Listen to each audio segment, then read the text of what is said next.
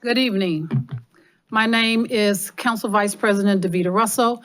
Council President Kuda is on vacation. Good evening and welcome to the February 18, 2025 council meeting. This meeting is now called to order at 7:46 p.m. Roll call, Addie. Cobb. Here. Kuda. Larson. Here. Maddox. Here. Russell. Here. Petrus. Here. Posh. Here. Thank you. Excuse absent members. Noted for the records that President Kuda is on vacation and it is excused. Amendment to the agenda. Is there an amendment to the agenda? Chair recognizes Councilwoman Larson. Thank you. I would like to move to amend the agenda to include the second reading of ordinance 011-2025. So moved. I have a first and a second to amend ordinance, what is it? Say the number again. 011-2025. So I don't have it in front of me. 011 2025. 2025. Discussion? Addie, call the roll. Cobb. Now, Wasn't a second. I thought it was a second. I'm sorry. No. A second? You did the second. No, Larson. Councilman Larson did. You made the motion. You made the motion. You did the second. Okay, so now discussion. Seeing none, oh, Madam. yes, Chair recognizes. Sure. Are we proposing to vote on this tonight? No. No, No. we're right now doing the amendment to the agenda. Okay. So It'll be on for second reading, but not for a vote. So this is right now where we're at on the agenda is the amendment to, give me the number because I don't have it. 11/2025. Sorry, 11/2025. 11/2025. Okay, so right now in the agenda, we are at amending the agenda to add 11/2025. Second We have reading a only. first- We have a first by Councilwoman Larson. We have a second by Councilman Maddox. Now we're at the discussion stage. Any discussion? The chair recognized Councilwoman Larson. I just want to reiterate what I was talking about in committee of the whole and what we talked about in our committee this afternoon. We had agreed at the last finance committee meeting that we would bring ordinance 011-2025 forward from committee for second reading only. And then that would also include the amended revised capital list that the mayor's provided us. So this is only to bring it forth to the public. The mayor has promised that he's going to share with us the exhibit 1 that he wants to have substituted for it. And it is simply to keep this ordinance in front of the public so we can get this budget passed.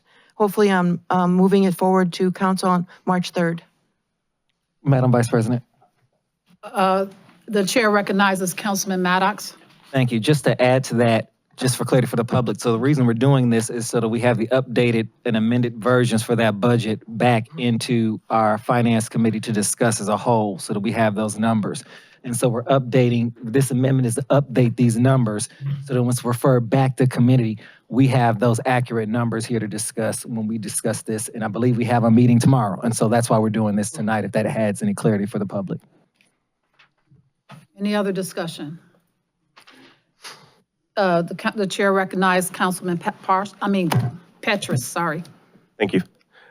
This feels unnecessary, especially given that we have already started to discuss this in the committee. And like I said earlier, in the finance committee and the committee of the whole meeting, feels like we're putting the cart before the horse because we have another committee meeting scheduled for tomorrow to continue that discussion. It seems better for us to continue to talk through those proposed capital items and then attach that updated exhibit to the ordinance. Any other discussion? The chair recognizes Councilman Posh. This is something that should have been given to us. I mean, it was discussed earlier. I'm going to vote yes for it in the spirit of trying to get this budget passed, but we've seen delay after delay of getting information to us. I'm voting yes, but we're also waiting for the real budget, the the finances from last year and all the other things that Councilwoman Larson mentioned in our committee meeting. The expectation is to have those in front of us on Monday, the 24th, and I'm looking forward to that. So I'm voting for this in the spirit of getting that information on Monday. Any other discussion? Madam Chair, The chair recognizes the mayor. thank you. So I just want to clarify some things for some people who might be watching or listening without context. Last year, when the original operating budget was presented, it contained about $4.4 million worth of capital improvements and expenditures. And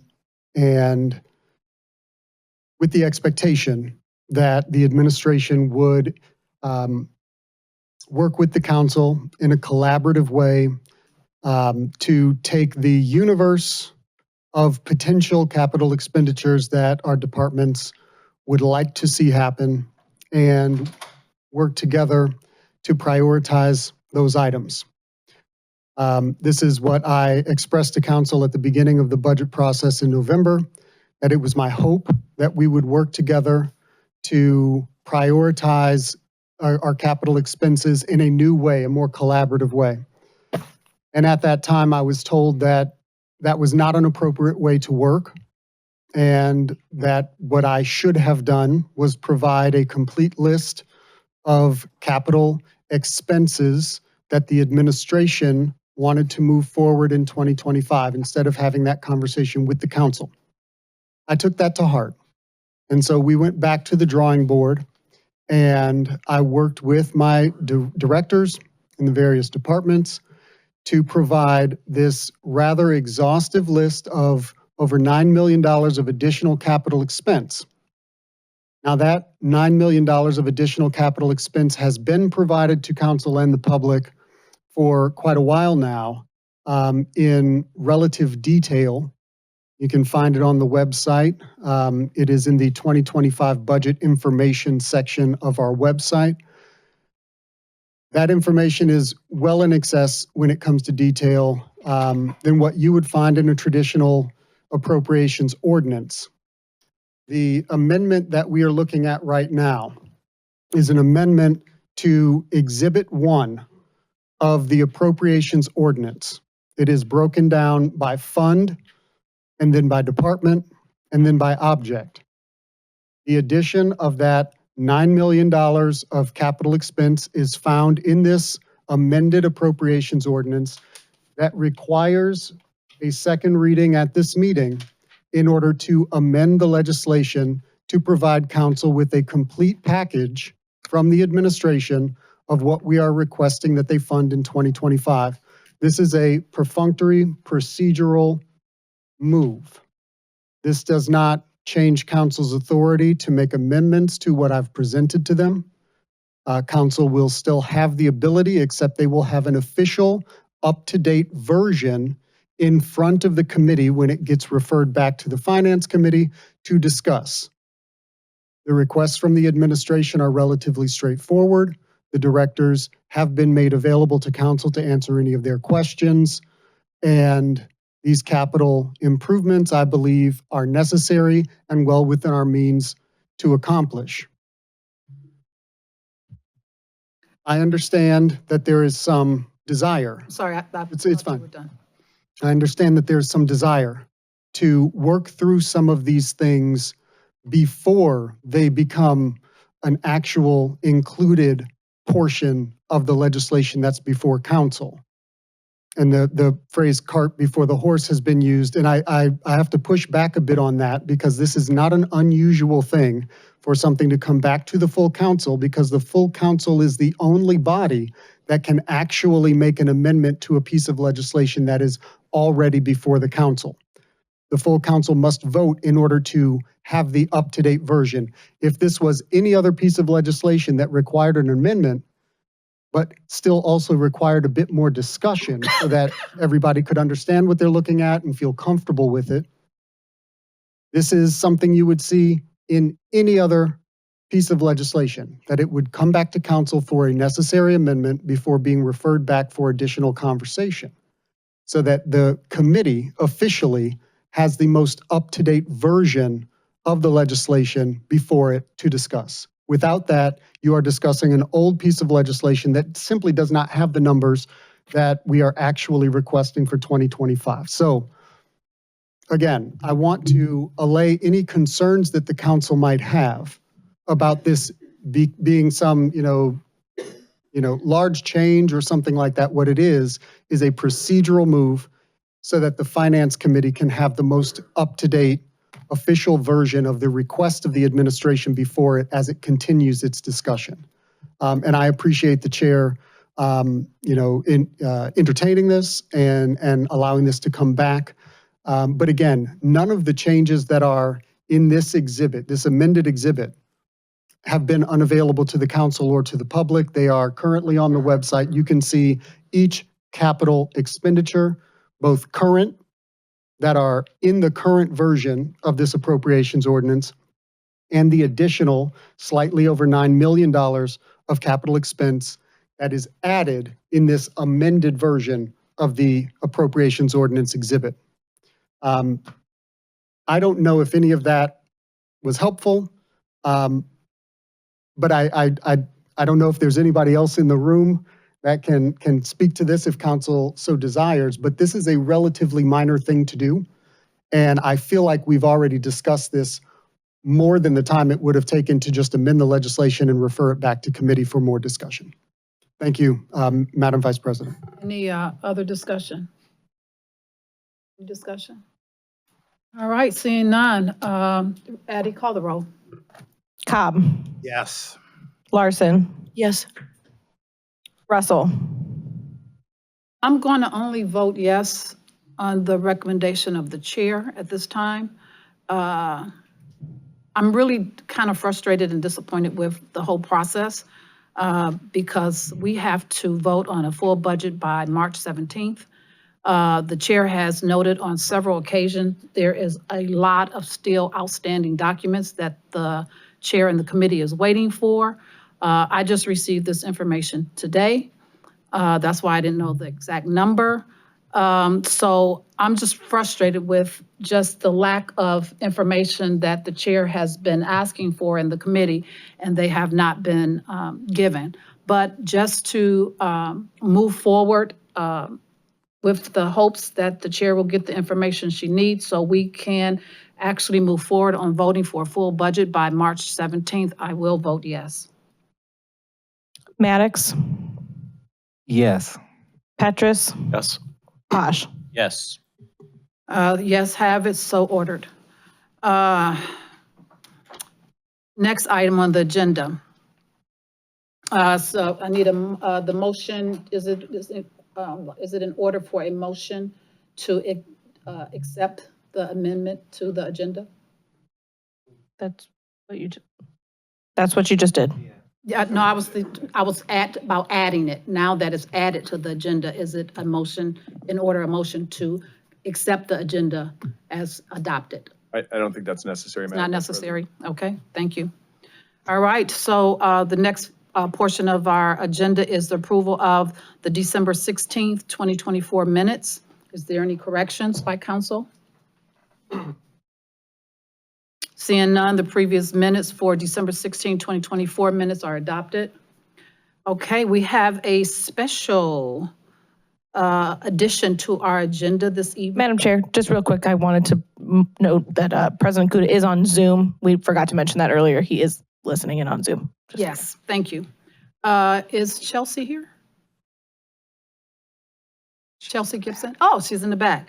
Okay, we have a special addition to our agenda this evening. We have Ms. Chelsea Gibson, who will give an update for students at Cleveland Heights University Heights School District activities. The chair now recognizes Ms. Gibson. Welcome. Hi. Good evening, council members and Mayor Sarin. Nice to see you all. My name is Chelsea Gibson, and I'm an 11th grader at Heights High. As a member of the superintendent's cadre, I am here to give a brief report about what's happening at Heights High. I am honored to be here this evening. Thank you for the opportunity. First, I would like to tell you about our athletic teams and provide an update about several upcoming events at Heights High. Athletics. Heights Athletics has a new website. Be sure to check out heightstigers.org for all your sports information. Also, be sure to download the app. It's available via the website. Boys basketball is currently ranked second in the GCC. They have 2 big wins over Strongsville and Medina. Senior night was Tuesday, February 4th. Girls basketball secured a home playoff game. They will host North Ridgeville at 7 p.m. tomorrow, February 19th. Our hockey team has picked up 2 big wins over Twinsburg in the last few games of the season. They are preparing for the OSHA postseason tournament. Swimming has attended their sectional meet this Saturday at Spire. Wrestling has picked up 3 wins in their last 3 matches against Bedford, Shaw, and Rhodes. Here are a few important events that are happening at Heights High. In January, the Cleveland Heights High School Drama Club held their 13th annual One Act Festival on January 23rd and 25th, which featured 20 students performing 6 outstanding student-directed single-act plays.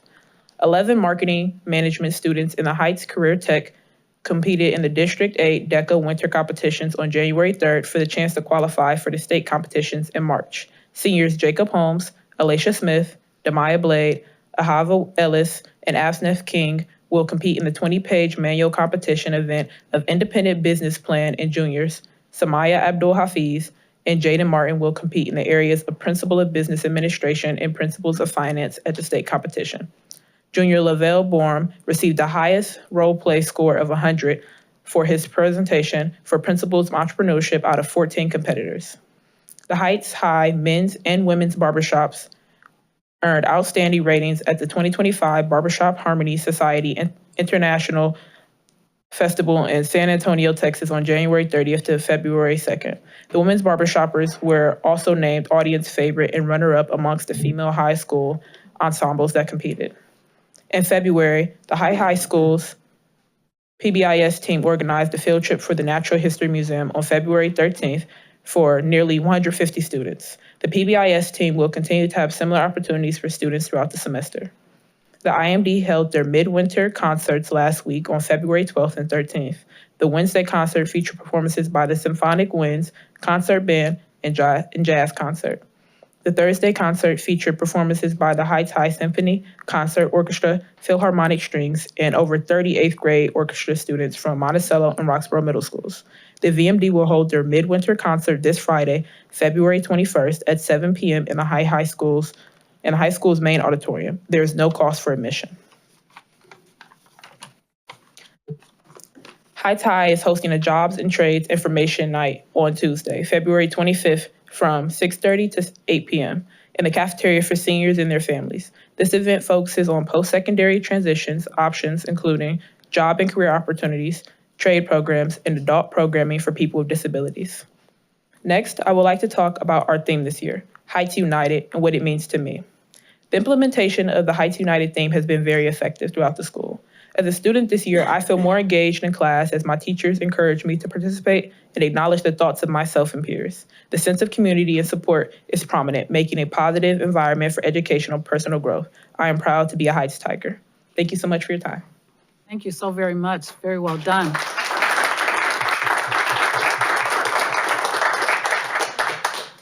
At this point in the agenda, we'll have communications from the mayor. Thank you, Madam Vice President. I think I'm going to dispense with that this evening. Thank you for giving me the opportunity to speak.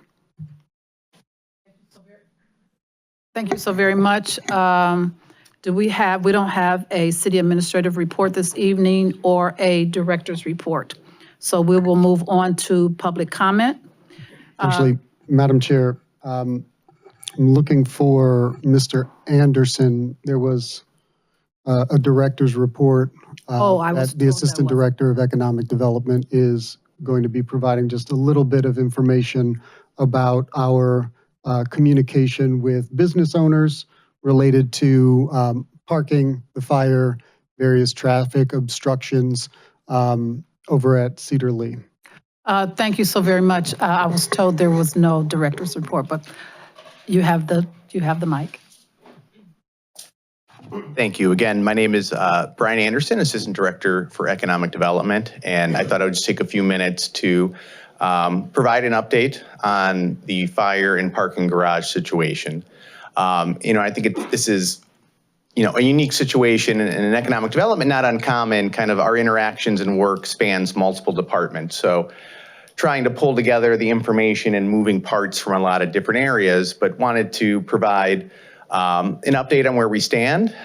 To a large extent, it hasn't on the ground materially changed from where it's been the last 2 to 3 weeks. Ultimately, the investigation is still ongoing. The garage and the closures are a safety precaution, and we are certainly committed to getting the garage reopened as safely as possible. The concern isn't any structural damage to the garage, but if there were debris to fall from a collapse or from wind that could spill over into the garage and damage cars or, God forbid, hurt people that are walking in the garage. That is the concern that has been, expressed. And, there's only so much that we can do to speed up an investigation. I'm not privy to, a fire investigation, the information and, the exact spot where they are in that process, but they are certainly, making progress, on that front. To the ends of trying to move this along, we have looked into and have an initial bid to potentially temporarily board up the north side of the garage to be able to shield those openings, to be able to the garage open sooner. Our hope would have been that the investigation would be far enough along where that wouldn't have been necessary, but we have looked into that. It'll be a matter of executing that contract and then mobilizing them as quickly as possible at that point. So, again, we emailed all of our businesses on January 28th, there was, some more uncertainty then, but provided that general update. We did speak at the Business District SID meeting on the 31st, and I know the city has consistently been communicating through the city newsletters every Friday and posting on our social media, trying to keep everybody as updated as we can. And I know it's a frustrating situation for the businesses and for people in the neighborhood and for their patrons, as well. And I know we are certainly across multiple departments working as quickly as we can. There's sort of the short term, we're in the investigation phase, and there's sort of the stabilization phase that it'll be reopening the garage and demolishing the building, so that's not a safety concern or eyesore for the district. And from there, shifting into the steps to rebuilding. So right now we're still grappling with that investigation primary reaction stage, but hope to start to be able to mitigate the on the ground impacts now and then look to the future to be able to rebuild. Okay, thank you so very much. Madam Chair, Questions? just as a reminder, I would like to provide encouragement for any business owners or property owners in the district to reach out through Assistant Director Anderson for a centralized point of communication with the city. That's how you will get the most consistent information that is relevant to the businesses from the city. And I know that we put out a bunch of different information. The state fire marshal has put out information as well since then, as they are the lead investigation body on this right now from a public sector standpoint. But I want to encourage business owners to please continue to reach out through Assistant Director Anderson to get consistent information. Is there any questions from council? The chair recognizes Councilman Petrus. Thank you. Mr. Anderson, thank you for responding to my email about the Lennox Surrey garage. If you wouldn't mind, while you're here, would you be able to provide an update to the public about that garage as well? Yeah, absolutely. That is a garage that has been closed for some repairs to be able to stabilize that building or structure. Initially, we had hoped to have that open by the end of 2024. While they were doing that work, they did identify some additional work, measured twice and cut once, so to speak. So there was some steel that they wanted to go ahead and repair that they became aware of and wanted to make sure got taken care of. So, the good news is that is being handled, but that does push back the completion timeline for that garage to about April. Thank you. Any other questions for the director? Seeing none, thank you so very much. Thank you. At this point in the agenda, report from our clerk, Addie? Nothing to report. Nothing to report. At this time, we will have public comment, legislative agenda items only. Anyone wishing to speak, please feel free to fill out a form at the table as you entered the council chambers next to the law director. Addie, our council clerk, will read your name in the order in which your forms were received. Each person will have 3 minutes to speak. The timer is located above the mayor's head. And this notification replies to the general public speaking as well. Addie? Michael Bending.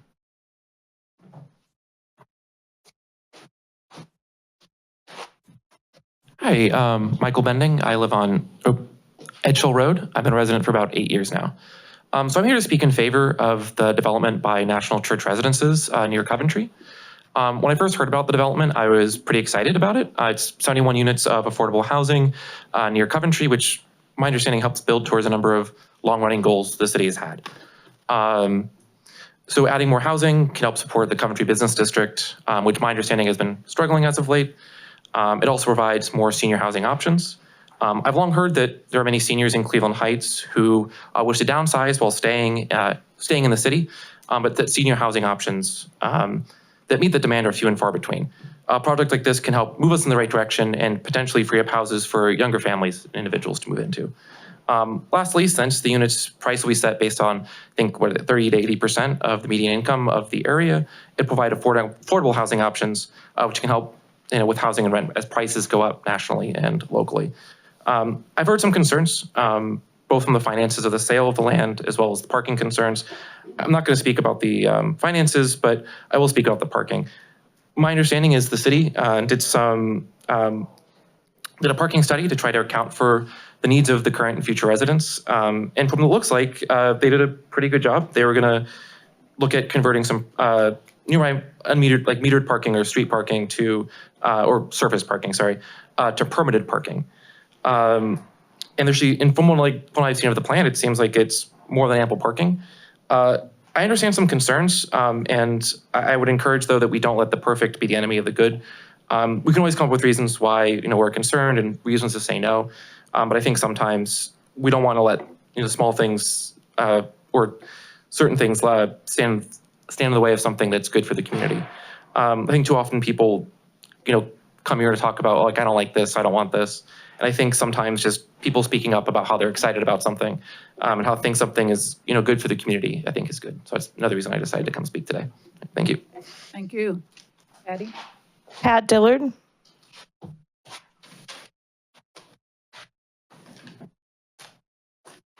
Good evening. I am Pat Dillard, and I live at the Victorian Condominiums at 3701 Mayfield Road. And I'm a longtime resident of Cleveland Heights, and I've been concerned about the dearth of affordable housing for our Cleveland Heights seniors. I served on the Cleveland Heights Commission on Aging some time ago, and that was when Shaker Heights was opening a new residence for low, moderate income seniors.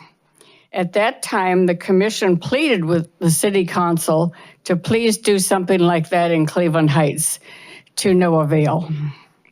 We have seen many of our friends and neighbors unable to remain in their homes in Cleveland Heights because they could not find adequate, moderately priced housing.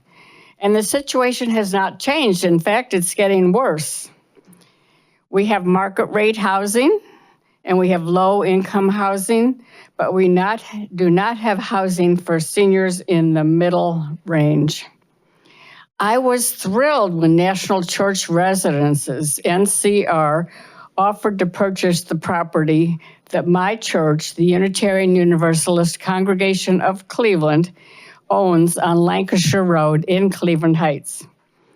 NCR is a stellar company devoted to building high-quality, affordable housing. After multiple private developers decided they could not afford to build market rate housing on our property, we were so excited that National Church Residences offered a strong plan to buy our property and build 71 units for seniors to meet their needs. And these are low, moderate income seniors who we don't have a housing situation for them now. And they can do this because they are eligible for government support for the project. So it's feasible. This plan is a fulfillment of the values of our congregation, and I think the values of Cleveland Heights to assist those in need in our community. We love our people, and we don't want them to have to leave. I know you support our seniors, and I ask you to help them by doing all you can to support this project. It's good for Cleveland Heights, and it's time. Time. Thank you. Thank you so much. Addie? Madam President, just for the last speaker, I just wanted to tell her and her entire congregation, thank Not you right now. for the commitment to that. Thank you. Not right now, sir. Thank you. Addie? CJ Nash.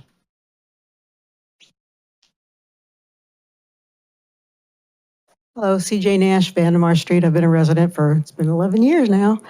And I'm speaking on the same thing, and I just want to let you know, I do support this affordable senior housing going in. And I have heard that there are some questions about the parking, but I want people to kind of think about something.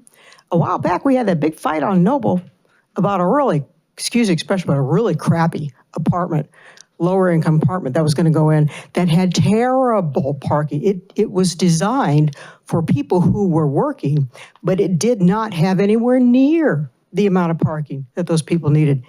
There were no amenities around there. And it took the public to stand up and fight that to get it killed, because the city thought it was fine to throw something like that in Noble.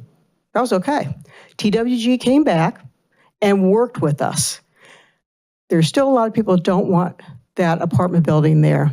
And I understand why, because we still don't have any amenities and nothing's changed, and I don't see anything changing anytime soon. However, that should be a good place. Now, let's go to this place going in. We're talking about affordable housing for seniors, something we need. And it is in an area with amenities. It is in an area with transportation options. All these things that the city thought was okay if we didn't have it on Noble. This place has it. It's not perfect. We need affordable housing. We need this housing for our seniors. Does it have a parking space for every senior? No. But it is in a location that can help with transportation, and it is in a location where they can walk to amenities, unlike Noble. So for that reason, it may not be a perfect place, but I'm in support of this. Thank you. Thank you so very much. Point of order, Madam President. Yes. Thank you. Chair recognizes Councilman Maddox. In the future, I would just like if we would come up with some type of structure, because it's confusing me. Sometimes we respond back directly after a public comment and sometimes we do not, but we don't have a standard for that. So I'd like us to discuss that, because at the previous meeting, we went back and forth with 3 different residents just based on their comments in the middle of that. So I would like some type of structure on when that's going to be allowed and not, or if not, let's just go ahead and remove that. I just want to make sure that we're all treated equally on this dais, and I found that that's not the case. And so all I want to do was tell our appreciation, like we've done so many residents before and our council president did at the prior meeting. And so if that's not something that's acceptable, let's get that in writing so that we're all following process so there's no confusion. Thank you. Thank you, Councilman Maddox.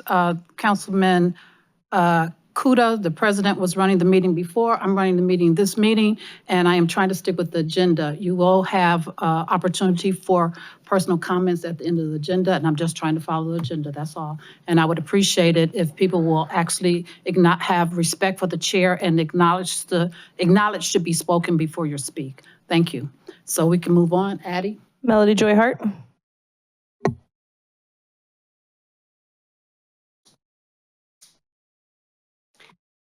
Hi, Melody Joy Hart, Monmouth Road. I want to speak on 2 topics. First, I'm in favor of the Lancashire Road Senior Housing. National Church Residents is a national organization focused on affordable senior housing. They are in 362 communities in 24 states with almost 26,000 units. In Ohio alone, they have 115 properties with 8,500 units. Our city has a real dearth of high-quality, affordable senior housing available. This project will provide about 71 bedroom units and is affordable housing for 30 to 80% of median area income. The location is ideal for senior housing. It's in walking distance to Coventry restaurants, grocery store, the library, and it's not far from the community center where the senior center is located. One of the issues that was raised in Planning and Development Committee was the parking for which lot, which is being sold to the organization for $500,000, which is a reduction from the appraised value. The appraised value of $1,050,000 that was comparing it to properties in Rocky River and Little Italy and a number of other areas that don't really represent similarity to Cleveland Heights. I don't think many places would actually try to buy that for that kind of price. The organization will be required to separate part of the parking off for the city, because they turned 50 lots for it. So they're going to partition off part of the parking area for that. Plus, they're going to create 28 more parking spaces, which will be given to the city. So that is within the staff estimates for the amount needed. They'll have to pay for this reconfiguration. Construction will get a $306,000 credit for that. We provided incentives for new affordable housing in Noble and for other developments. Many people complained as to why affordable housing is always placed in the north end of town. In fact, on that new development, these units are south of Mayfield. I would think some of those same people complaining about the north end of town, why it's always in the north end of town, would be complaining, why are we not going to pass something for the south end of town? This is good for our seniors, and we should be willing to provide housing for seniors. What you're voting on tonight is the sale of the property so they can obtain affordable housing tax credits. This isn't the approval of the development. You still have to vote on that in the future. So let's vote yes for housing for our seniors. The second topic is, and I thank you, Brian, for talking about this, is the lack of parking are hurting our Lee Road businesses. I encourage everyone to please patronize them. I know it's hard for parking. I raised this previously at council, but supplying, if we can't board it up and get that parking garage open, please supply the funding for valet parking. You could either pay for it, the city could pay for it, or they could award a grant to the CID to pay for parking for these people. Thank you. Thank you so very much. Addie? That's it for legislative topics. All right, now for the general public topic. Jeffrey Gifford.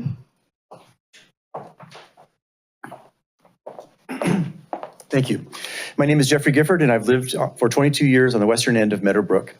In 2016, in the Cleveland Heights Master Plan, the community expressed the desire for a healthy community, calling out, quote, the importance of health in Cleveland Heights, including the desire for an indoor pool as an asset found in other communities. In November 2017, Ordinance 120-217 established indoor pool programs at Heights High for the 2018 season. In December of 2018, then Councilmember Sarin brought Ordinance 127-2018, continuing this program for the 2019 season. In February 2019, I took advantage of that season pass and started swimming in the Heights High indoor pool. I had been swimming for a very long time, but managed to compete in the local Brogan class at that summer, placing in my age group. In 2019, again, then Council Member Sarin brought Ordinance 100-2019, continuing this program at Heights High. In November of 2020, City Council passed Ordinance 125-2020, continuing the indoor program for the next season. And then in 2021, there was silence. Mayor Sarin was sworn in as the first mayor of Cleveland Heights on January 1st, 2022, so this gap predates Mayor Sarin. No resolutions that I could find were proposed in 22. Later that year, for the Severance Town Center Vision, multiple residents wrote to express their desire for an indoor pool. Most of them didn't care where this pool was built or operated, but they wanted one. It was pretty clear. In 2023, there was also silence about any indoor swimming. And then in February 2024, Resolution 020-2024 was proposed, and I came to this body and spoke in favor of it. Quote, an ordinance authorizing funding for lifeguard positions for community swim events at the Cleveland Heights University Heights High School pool, end quote. What City Council didn't realize at the time was that they could authorize funds all day long, but if the mayor chose not to spend it, the monies wouldn't get spent. And that appears to be what happened. Ordinance 020-2024 was signed by the mayor on March 1st, 2024, and here we are a year later, and the residents of Cleveland Heights still do not have access to an indoor program at Heights High, in spite of there being a 3-year positive track record leading up to spring of 2020, in spite of the fact that funding was allocated.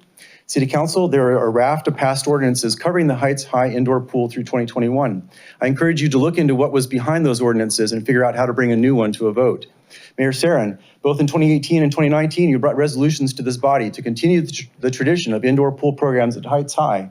And in 24, you signed this ordinance authorizing the funding for lifeguarding positions at Heights High.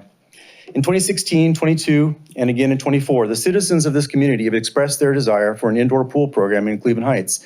The citizens want it. City Council seems to want it. The mayor has indicated on multiple occasions that he is in favor of it. What is stopping us? Let's please move forward. Thank you. Thank you. Tamika Singleton.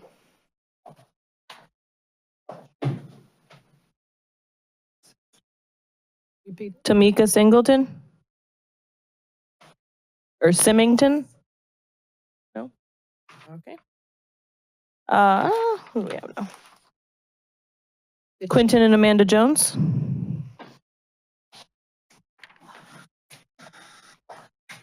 Good evening, the mayor, city council.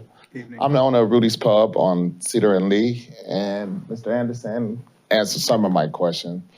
But when are they going to board something up and to open up the garage? Because it's killing us over there as business.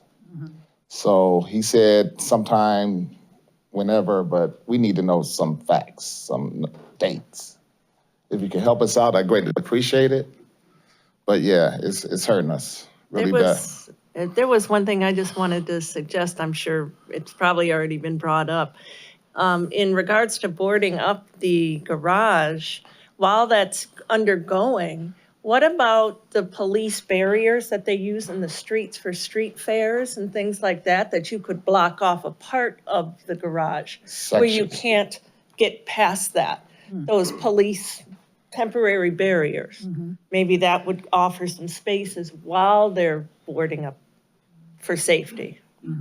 Just a suggestion. Good idea. Thank you. All right, thank you. All right, thank you. Jack Valancy?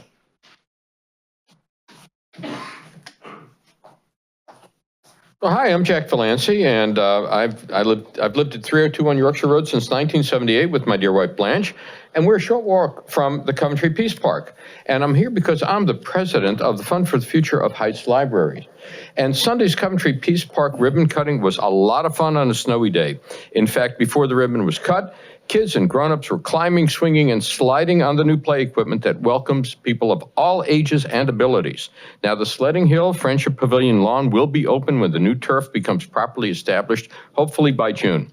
Thanks to everyone who turned out and to the hundreds of generous donors throughout our community, as well as alumni for their ongoing support. Working together, a lot of hardworking people built our new Coventry Peace Park, starting with the Heights Libraries Board, who acquired the 6-acre property in 2018 and invested in renovating the park for everyone to enjoy. The Friends of Heights Libraries for their continuing leadership and support. My colleagues in the Fund for the Future of Heights Libraries, which supports capital projects through public and private resources.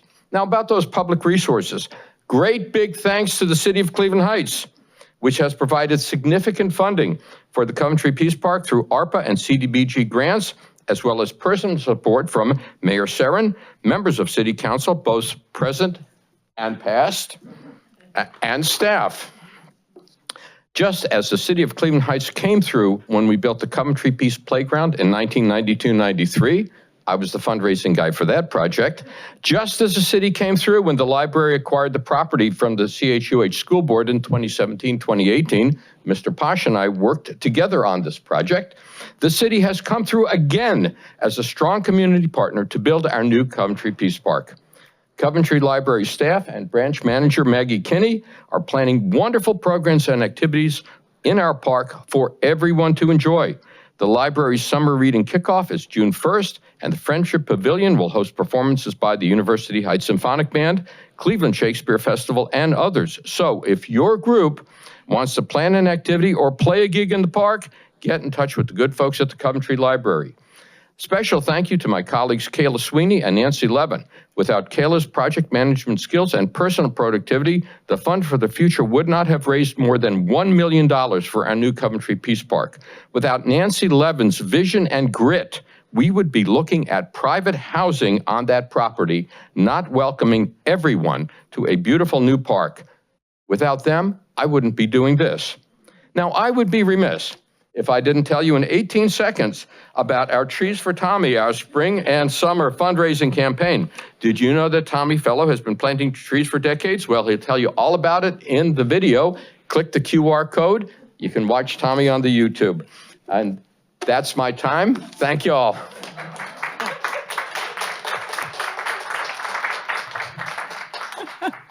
That's all we have. That's all? All right, thank you all very much for your public comments. Now we'll go to legislation. All right, Addie.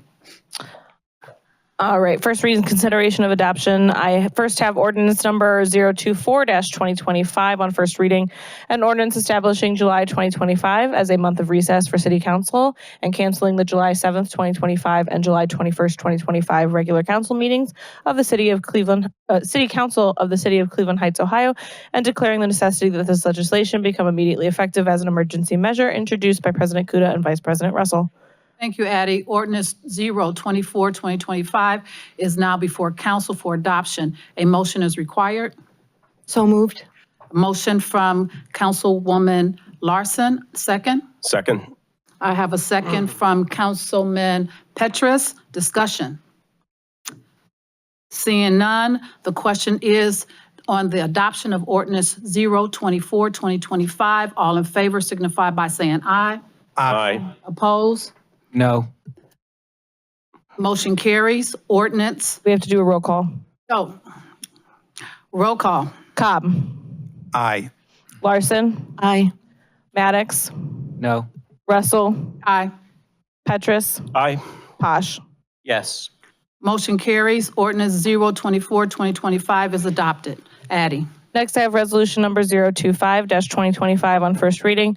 A resolution authorizing the mayor to enter into an agreement with TAC Computer Inc. to provide CAD, OIBRS interfacing and e-parking citation software and support for the Department of Public Safety Division of Police, and declaring the necessity that this legislation become immediately effective as an emergency measure introduced by Mayor Sarin. Thank you, Addie. Ordinance 025-2025 is now before council for adoption. A motion is required. So moved. Second. Councilman Maddox, motion. Councilwoman Larson, second. Discussion. Seeing none. Oh, I'm sorry. The chair recognizes Councilman Petrus. Thank you, Madam Chair. Even though we do not have the contract for this piece of legislation and the previous agreement has lapsed, I'm going to vote yes because we were told that we could get a copy of the contract. Thank you. Thank you so very much. Any further discussion? Seeing none, the question is on the adoption of ordinance 025-2025. All in favor signify by saying aye. Aye. Oppose? Motion carries. Ordinance 025-2025 is adopted. Addie? Next, I have resolution number 026-2025 on first reading. A resolution reappointing Harmony Cross, Mara Lane Scotch, and Saralene Oakley Toombs as member of the Citizens Advisory Committee of the City of Cleveland Heights, Ohio, and declaring the necessity that this legislation become immediately effective as an emergency measure introduced by Councilmember Cobb. So moved. Oops. Okay. Thank you, Addie. Ordinance 026-2025 is now before council for adoption. A motion is required. Councilman Cobb, second. Second. Councilman Petrus, discussion. Seeing none. The question is on adoption of ordinance 026-2025. All in favor signify by saying aye. Aye. Oppose? Motion carried. Ordinance 026-2025 is adopted. Addie? Next, on first readings only, I have ordinance number 023-2025 on first reading, an ordinance establishing salary schedules, position classifications, and other compensation and benefits for officers and employees of the city, and declaring the necessity that this legislation become immediately effective as an emergency measure introduced by Mayor Sarin. Thank you, Addie. This ordinance 2023 will be referred to Administrative Services. Addie? Next, I have ordinance number 027-2025 on first reading. An ordinance authorizing the mayor to enter into an agreement with and requesting the cooperation of the County of Cuyahoga, Ohio, in the matter of the resurfacing of Euclid Heights Boulevard in the city of Cleveland Heights, and declaring the necessity that this legislation become immediately effective as an emergency measure, introduced by Mayor Sarin. Thank you, Addie. I thought we're not voting on it. Okay. Second readings. On second reading, I have ordinance number 021-2025 on second reading. An ordinance authorizing the mayor to execute a real estate purchase agreement for the sale of certain real property located consisting of approximately 1.049 acres of vacant land on Lancashire Road and identified as permanent parcel numbers 685-110-24 and 685-110-04, and declaring the necessity that this legislation become immediately effective as an emergency measure, introduced by Mayor Sarin. Thank you, Addie. Ordinance 021-2025 is now before council for adoption. A motion is required. So moved. I have a motion by Councilman Petrus. I need a second. Second by Councilman Maddox. Discussion. The chair recognizes Councilman Posh. I think this is a great project for many of the reasons that we heard tonight with public comment. We have a good developer. We certainly need the affordable housing. I'm voting yes for this, but I am concerned about the parking. And I'm hopeful that staff is going to be able to find some additional parking solutions in that area. I mean, we are reducing the number of parking spaces and people are going to have to walk according to the plan to the Coventry garage, although there's ample parking there. We have senior housing and just the distances seem to be a little bit farther away. So maybe some handicap spaces or additional handicap spaces can be added. That's not my expertise. That's the expertise of staff and planning and police. But I hope they would be encouraged to do that additional work. Any other discussion? Councilwoman Larson. I'd like to say I'm in support of this particular piece of legislation. We have the opportunity to talk about the actual plans for the development, et cetera. So this gives NCR the opportunity to apply for the credit that they can get through the state for low-income housing tax credit. So I'm in favor of this particular ordinance, and we will be asking questions of the developer later on. Any other discussion? Chair recognizes Councilman Cobb. Thank you, Madam President. I previously had expressed primarily two concerns about this project. One was the purchase price that was being offered for the two parking lots. After further consideration and seeing some additional financial numbers that were provided by Director Anderson, that concern has been relieved. So that just leaves my concern about the parking. I do believe, and only time will tell, that in the end, we're going to have a parking shortage as a result of giving up these two lots. On the other hand, there is a need for affordable senior housing in this city. I think currently there are only two privately owned affordable senior housing apartments in Cleveland Heights, the Margaret Wagner home on Euclid Heights Boulevard, and then the Musicians Tower, which is in the same neighborhood. So taking that into consideration, there is a definite need for affordable housing. And I look forward to seeing further design on this project presented to us again when we have to approve a purchase agreement. Chair recognizes Councilman Petrus. Thank you, Madam Chair. 70% of all of our housing in Cleveland Heights is at least 80 years old. We need more housing of all different types, especially affordable senior housing. I've heard from so many people over the years about how they love living in Cleveland Heights, but at a certain point, they're going to want to move into a single floor apartment or condo. This will help to address that need, and so I look forward to voting yes. Thank you. Thank you. I'm going to be supporting this project as well.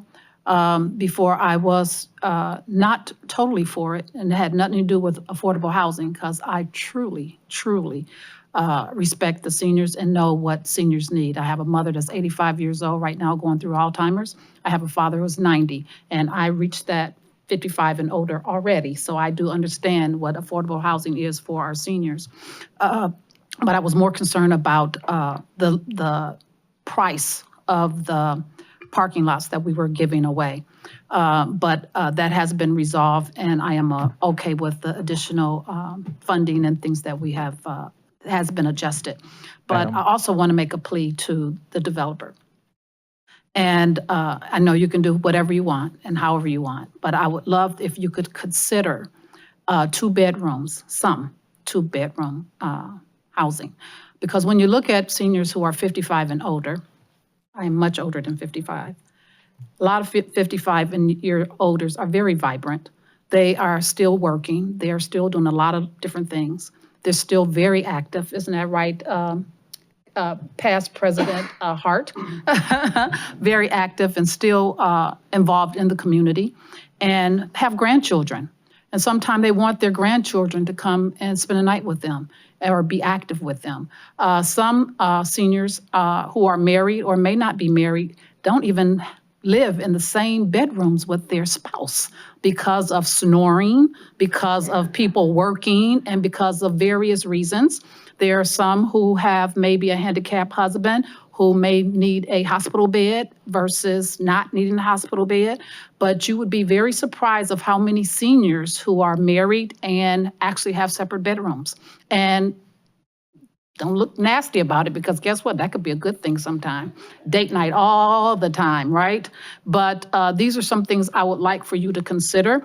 I know it's not in a requirement, but I just wanted you to listen and maybe hear that these are some things that I believe that a senior would be really attractive to, because it would give them a little bit more variety to be able to have their grandchildren spend the night with them, stay with them, and be able to live in separate bedrooms from their husband who snores, or if the woman or man is going to work early in the morning.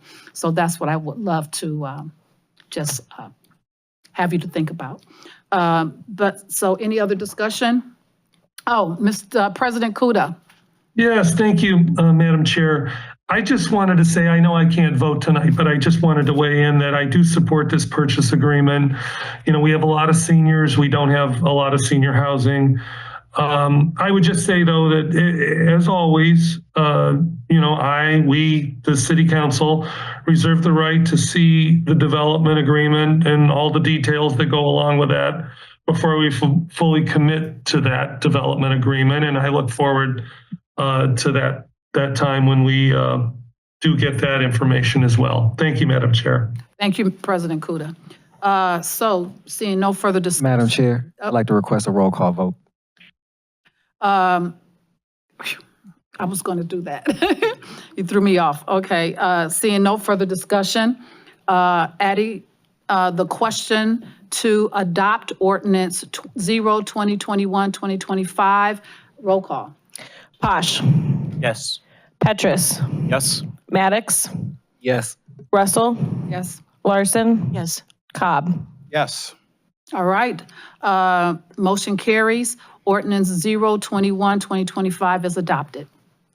Next, I have ordinance number 022-2025 on second reading, an ordinance authorizing the mayor to take all actions necessary to apply for and accept one or more Northeast Ohio Public Energy Council 2025 Energized Community Grants, and declaring the necessity that this legislation become immediately effective as an emergency measure, introduced by Mayor Sarin.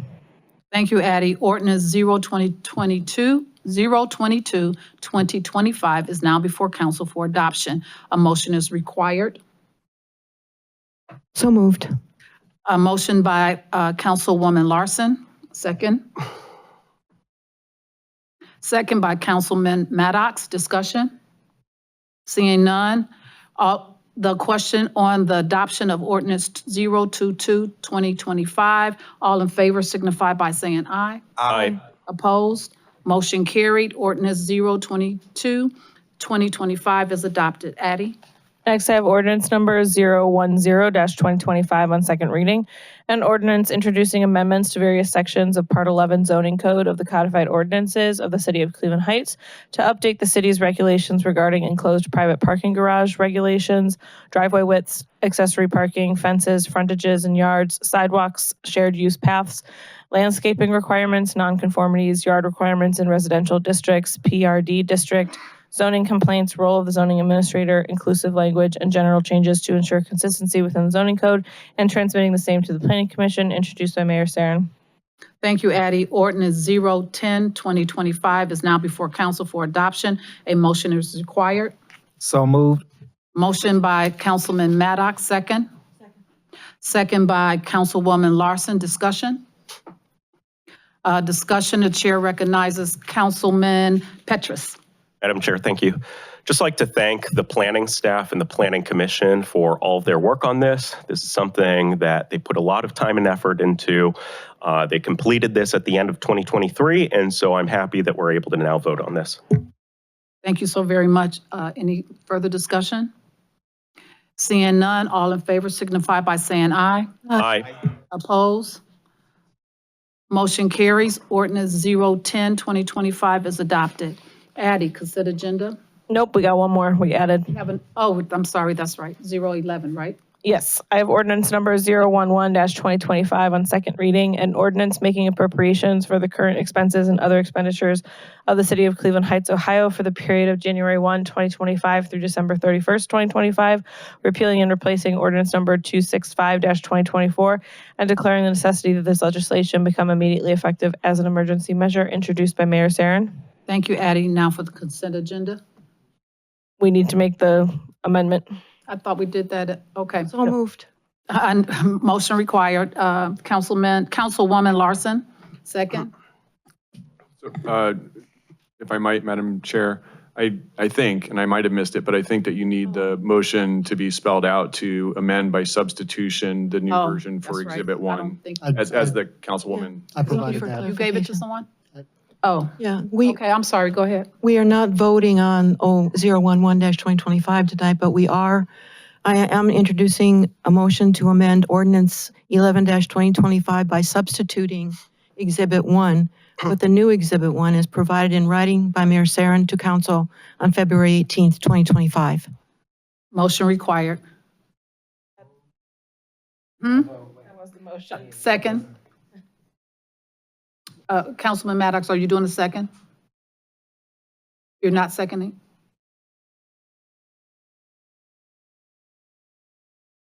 Councilwoman Larson has made the motion. Councilman Maddox has second. Any discussion?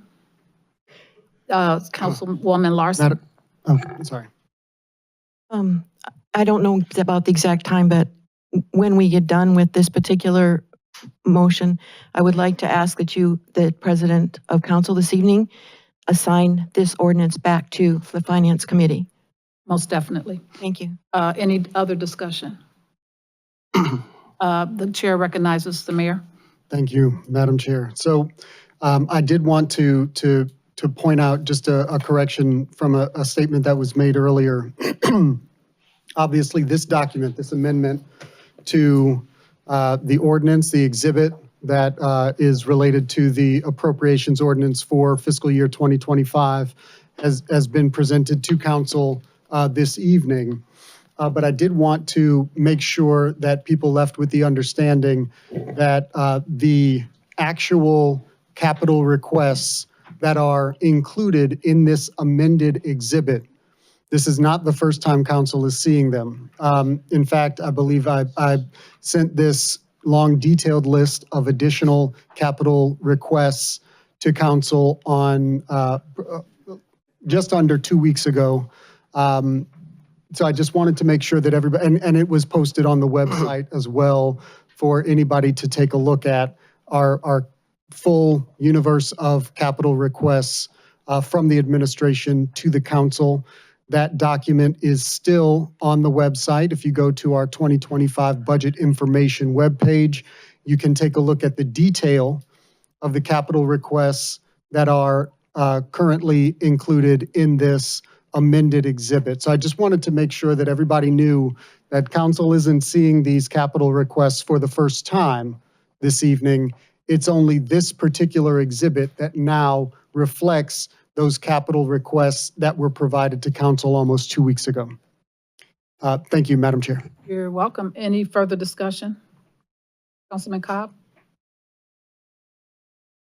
Well, we got them on February 6th. We were scheduled to have a finance hearing last week to go over these capital requests.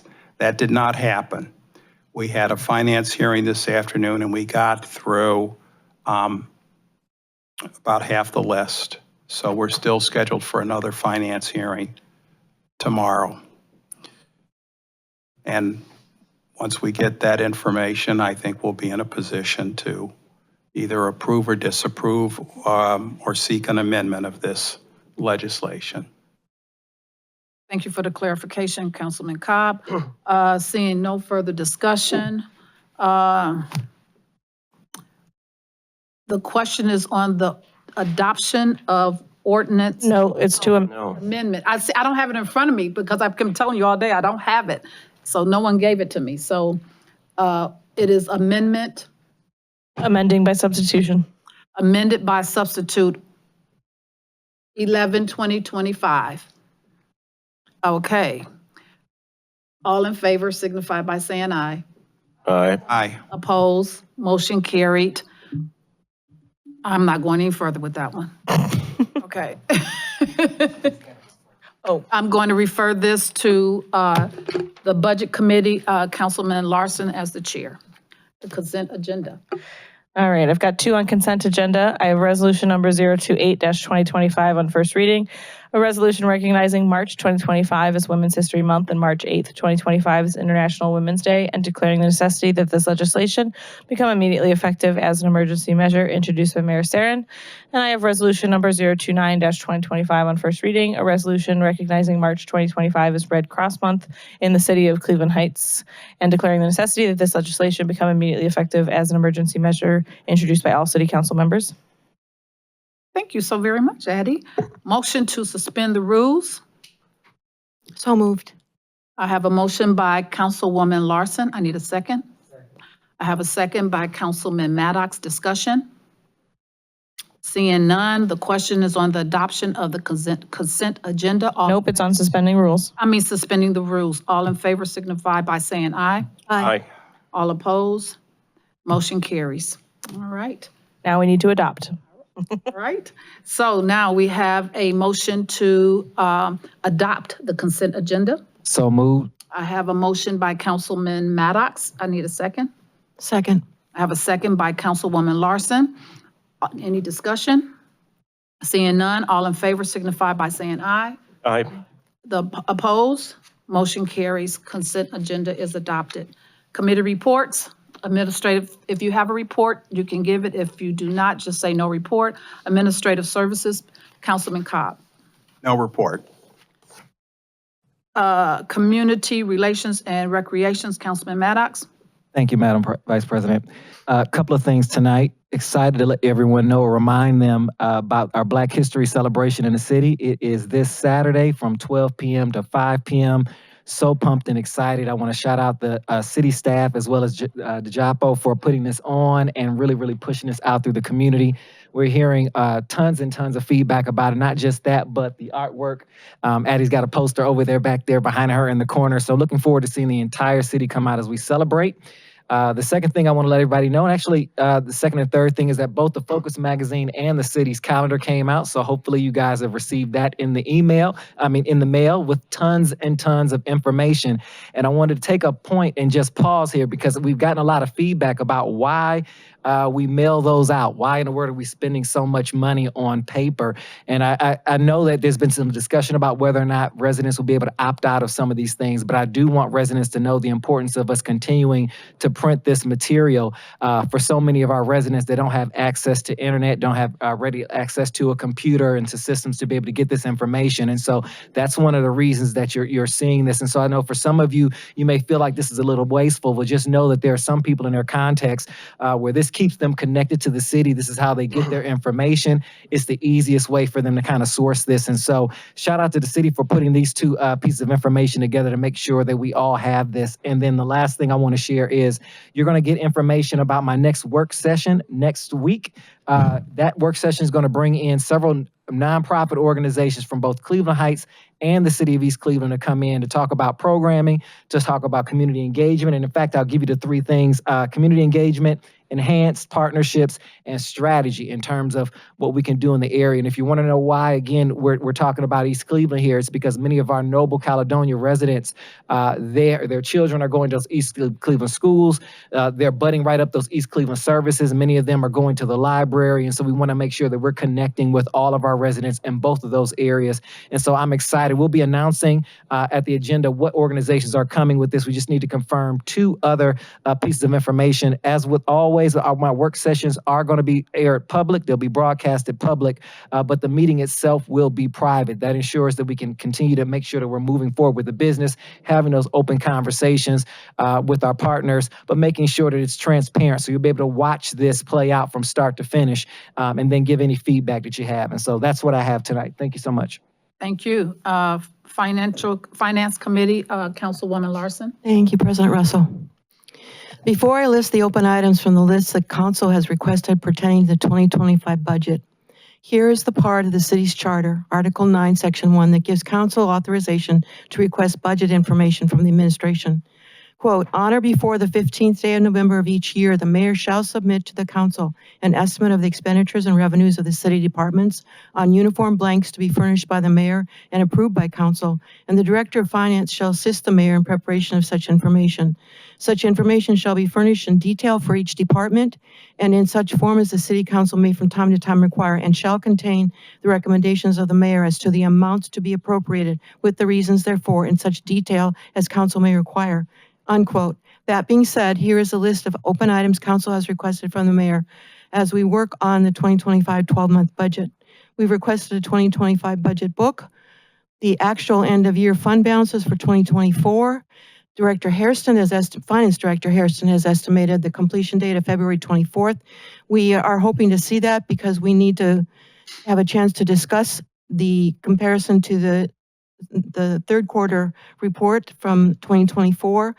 The Finance Committee will be meeting that next week to discuss this year-end fund balances and hopefully return the appropriations legislation back to council for final reading of the budget on March 3rd.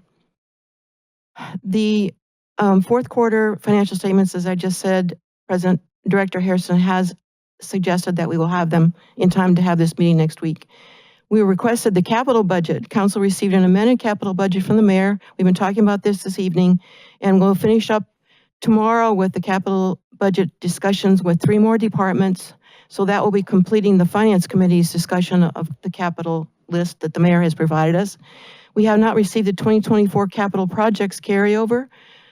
We have not received the unfilled positions in 2024 savings and unbudgeted 2025 expenses. The narrative explanations for December 30th revisions of the 2025 appropriations from the mayor, and any additional journal items which are posted to year end to zero out any negative balances. We have not seen the additional, we saw one entry, but we haven't seen the others that were used to zero out negative balances. We have not seen the Kane Park final actual balance for 2024. And like I said, the next meeting is tomorrow at 2 o'clock here in City Hall of the Finance Committee. Thank you, Councilwoman Larson. Housing and Building Committee, Councilman Petrus. Thank you, Madam Chair. If I could, firstly, with regard to next week's working session, do we know if other members of the Parks and Rec Committee are going to be permitted to attend? Is that a question for Councilman Maddox? That would be appropriate, I think. I have had some council members attend some of the work sessions in the past. I don't think that'd be an issue. Okay. I can keep you posted and we can talk about it. Will it be here at City Hall or somewhere? Yeah, they're always at City Hall. Thank you. With regard to housing and building, for those folks who may not already know, we had a wonderful meeting on the 11th with members of the local housing advocacy community. We learned a whole lot, and so I appreciate their willingness to come and share their many years of knowledge with us. Thank you. Thank you. Municipal Services and Environmental Sustainability Committee, Councilwoman Larson. Thank you, President Russell. The Municipal Services and Environmental Sustainability Committee will meet on February 20th at 5 p.m. John Barber from Friends of Lower Lake will be joining us to invite council to a tour of the Lower Lake Dam restoration area, and we will hear from representatives of the Climate and Environmental Sustainability Committee and the Transportation and Mobility Committee describing their 2024 actions and 2025 aspirations. Thank you. Thank you so very much. For Planning and Development Committee, Chair Council Vice President DeVita Russell, the Planning and Development Committee will have their second meeting with developers on Wednesday, February 26th at 10:30 a.m. And on March 4th, we will have our second meeting with the Noble Merchants. Also on Monday, the 24th, no. Monday, there will be a merchants mixer for all of the businesses in Cleveland Heights. And let me see what date that is for you. Thought I had it here. Oh, the merchants mixer will be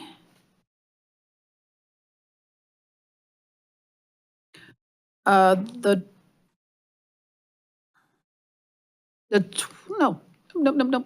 I guess they didn't give it to me. Oh, no, it's going to be Monday, the 24th. Monday, the 24th, 5 o'clock. This is for the merchants of Cleveland Heights, all districts. This is going to be at Urban Winery. And Lou and his wife Liz, along with Destiny, myself, has helped put this together so that all of the merchants get a chance to meet and know each other and talk about each other. It's going to be like a speed dating where they actually come together and have a couple of minutes to talk with each other to find out what they are doing in their own businesses and get to know what businesses are in the different Cleveland Heights business districts. Okay, that will end my report. Next report is Public Safety and Health Committee, Councilman Posh. Our next meeting is on Monday, February 24th at 4 p.m. We're also tentatively planning a public hearing regarding deer management on Tuesday, March 18th at 6 o'clock. Kind of the standing agenda of items that we've been talking about is deer management, a community survey, crime data access, budget impact, and street safety. Thank you so very much. So we are now at old business. Is there any old business? Seeing none, new business. Chair recognizes Councilman Petrus. Madam Chair, thank you. Our city has a lot of committees, boards, commissions, but we don't have one that is specific to hearing from local business owners. And so it is critically important that we provide a venue for us to hear from business owners and for business owners to be able to ask questions of the city government. So to promote that sort of dialogue, I'm going to request the council allow me to work on legislation to create a body that would enable that. Thank you. Okay, new business. New business, I am looking for the law director and the law department to give me some updates on public records requests. I understand from some emails that Diane Hellam has some public records requests out there for almost 6 weeks. I've had public records requests out there since December 27th and some additional. And I know I was responded by one, was saying one was a little too broad. I will actually tailor that down, but I would like some updates on the procedure timeline of public records requests.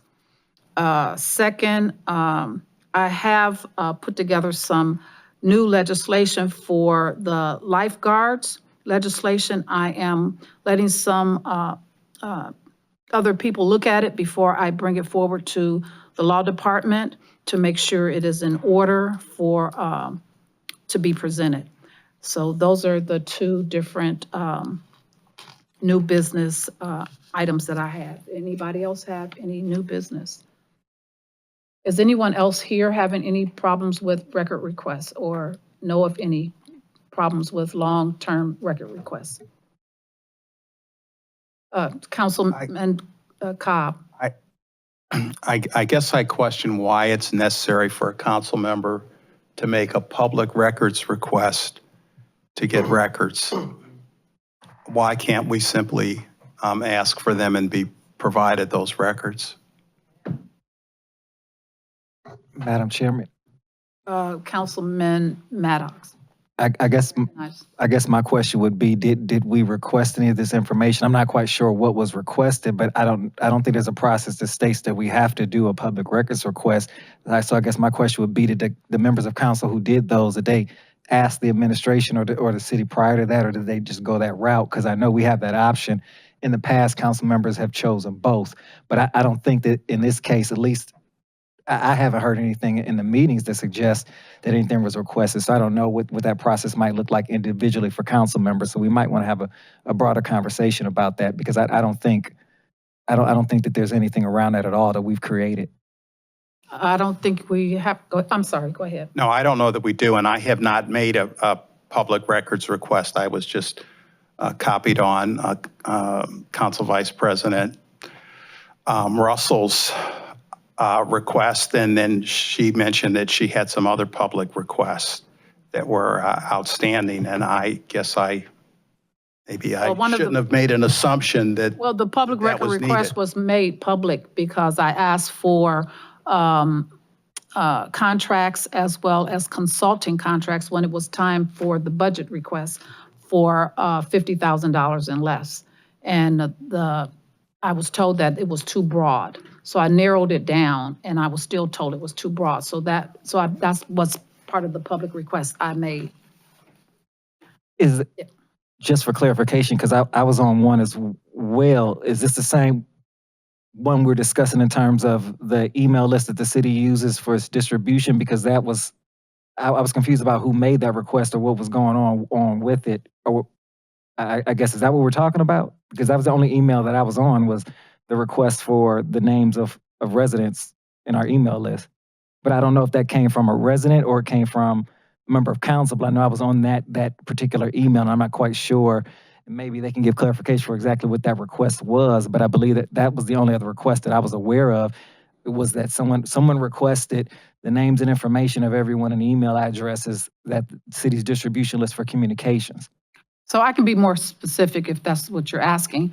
I asked for one record request for all of the contracts and consulting agreements for $50,000 and less that the council does not have to approve. I asked for that in public meeting, committee of the whole, when we were talking about, the budget. That was one of my requests. I never got it. So I asked for it in writing, which I said I was going to do. I have not received that as of yet. I was just informed that it was too broad.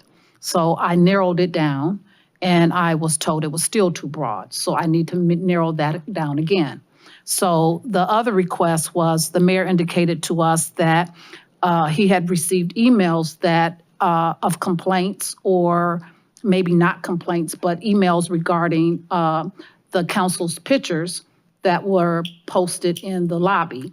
And I wanted to know, was there any complaints or any problems with council members' pictures being put in the lobby? Madam Chair, just to correct the record, I did not indicate that there were any emails. I did tell you that there were complaints, and some of them were from council members.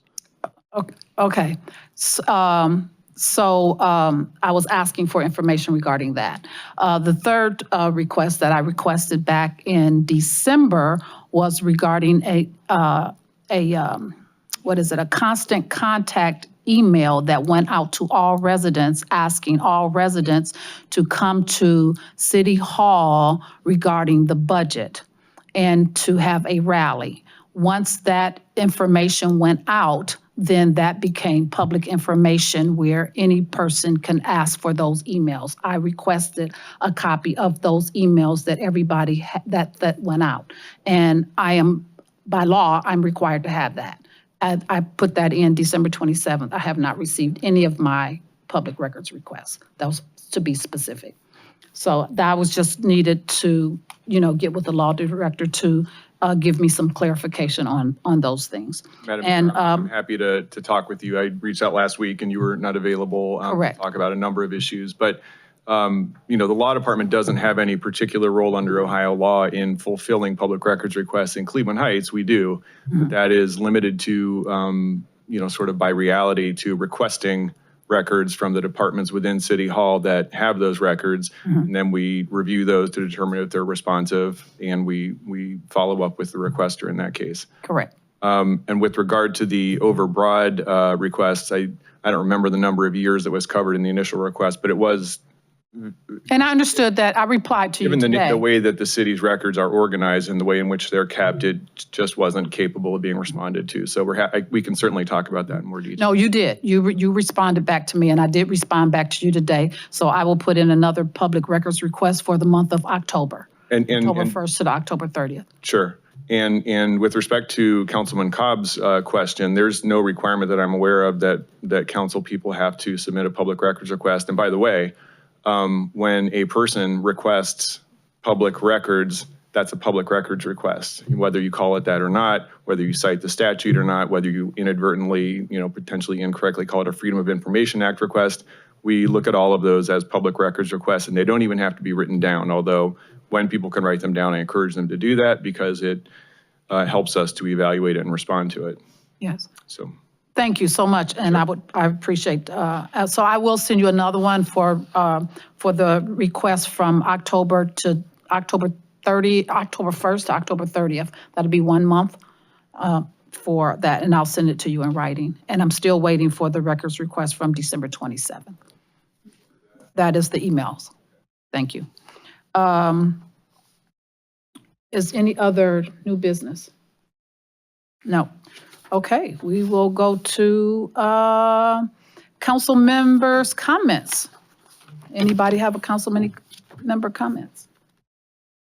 See, yes, the chair recognizes Councilman Maddox. Thank you. I just want to shout out the city staff. We had a ridiculous storm, but they got out there and they're making it happen. They're still moving. And so I just want to shout them out. I got so much positive feedback that not only were they on the streets, but they were visible multiple times. Residents were stating that they got passed through. And so our streets were getting clear. And so I know this was a difficult thing. The snow was stopping and starting and coming on down. But I just want to shout out the city staff for sticking out there in that cold weather, wet weather, and making that work. We definitely appreciate you. And with that, I also want to shout out our school district staff, our police department, and our public works department that has been working around Cleveland Heights High School. It isn't just that the Lee Meadowbrook project, it's impacting that traffic through Cedar, but so many of us who are picking up and dropping off our kids, teachers are there in that traffic, but keeping all those students safe. It's really, really difficult. You have staff out there standing in the middle of the winter, freezing to make sure that people are safe. And so I just want to shout out all of the folks who are standing up and down Washington and those side streets making that happen, and the police department for partnering with the school district. It's unreal to see twice a day, every day, the amount of moving parts it takes to keep the kids safe while Cedar is closed. And so I just want to shout them out for that as well. And the last thing I'll say is congratulations to all of the seniors that got their photos back today, Cleveland Heights High School. Can't wait to start seeing your parents post those. It's unbelievable that just in a couple of months we'll have another graduating class. And so I want you to enjoy yourselves. I know prom is coming up in so many programs, but just want you to know I saw that and I saw all of the kids taking pictures to send them outside the school today. It was just great to see. And so enjoy that. Enjoy this last couple of months. Take as many pictures as you can and breathe it in because it goes by quickly, very, very quickly, the last couple of months of the year. And so that's all I had. Thank you. Well, thank you, Councilman. Any other? All right, I just want to reiterate the Merchant Speed Mixer Monday, February 24th.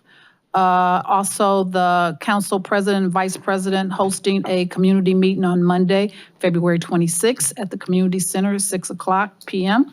As I said, I wanted to thank the mayor for putting it in the e-news and presenting both pictures of council president Kuda and myself. Also, a little kind of bad news for Cleveland Heights residents. Shortly, Cleveland Heights will be facing a mail delivery shortage. The post office is removing 6 routes from Cleveland Heights Postal Service up here at Severance. The shortage has started in Lakewood, where a lot of residents are complaining they are not getting their mail. This is going to be something that is going to be moving around Northeast Ohio, as the Postal Service under our new administration does not have a contract as of right now. So I advise you, any checks or anything you put in the mail, please don't do that, because it may be very snail mail moving. So make sure you have another avenue for your mail delivery. But I will keep you posted on how things work out with the Postal Service here in Cleveland Heights. All right. For Council President, Councilman Kuda is on vacation, and this meeting is now adjourned.